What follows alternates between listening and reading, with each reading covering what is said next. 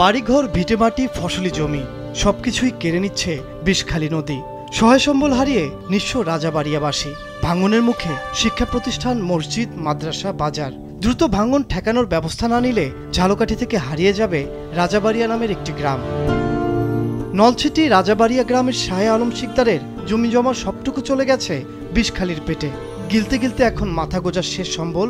ঘরটিও বিষখালী আর ভয়াল থাবার মুখে। যে কোনো সময় মুছে যেতে পারে বাপদাদার শেষ স্মৃতিটুকু। শাহে আলমের চোখে মুখে সে আতঙ্কের ছাপটুকু স্পষ্ট।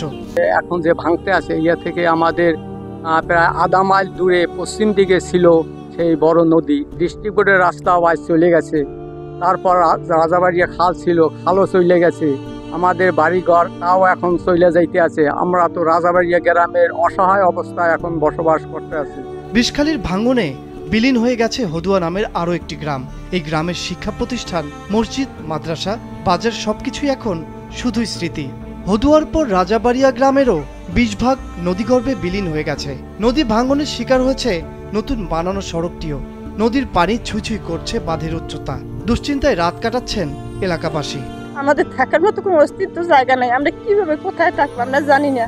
ঘর বাড়ি কিছু নাই, থাকতে আন পারি না, খুব কষ্ট। এখন আপনারা এটা দেখেন, কোনো রকম ফিরিয়ে যেতে পারেননি।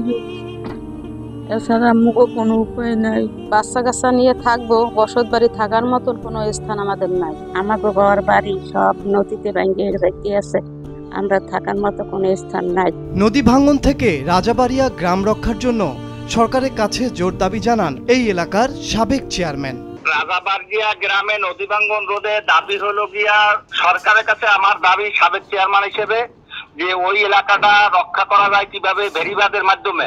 ভাঙন কবলিত এলাকা সরজমিনে পরিদর্শন করা হয়েছে। এস্টিমেট তৈরি করে দ্রুত প্রস্তাবনা পাঠানো হবে এবং বরাদ্দ সাপেক্ষে ব্যবস্থা গ্রহণ করা হবে বলে জানান পানি উন্নয়ন বোর্ডের এই কর্মকর্তা। গতকালকে আমরা ভাঙন কবলিত যে স্থানটি রয়েছে এটা সরজমিনে পরিদর্শন করেছি। পরিদর্শনের প্রেক্ষিতে আমরা ওই স্থানে এস্টিমেটেশন রেডি করছি। এস্টিমেট করে আমরা দ্রুত প্রস্তাবনা প্রেরণ করব। বরাদ্দ প্রাপ্তির সাপেক্ষে আমরা ওখানে দ্রুত পদক্ষেপ গ্রহণ করব। মাছরাঙ্গা নিউজ ডেস্ক।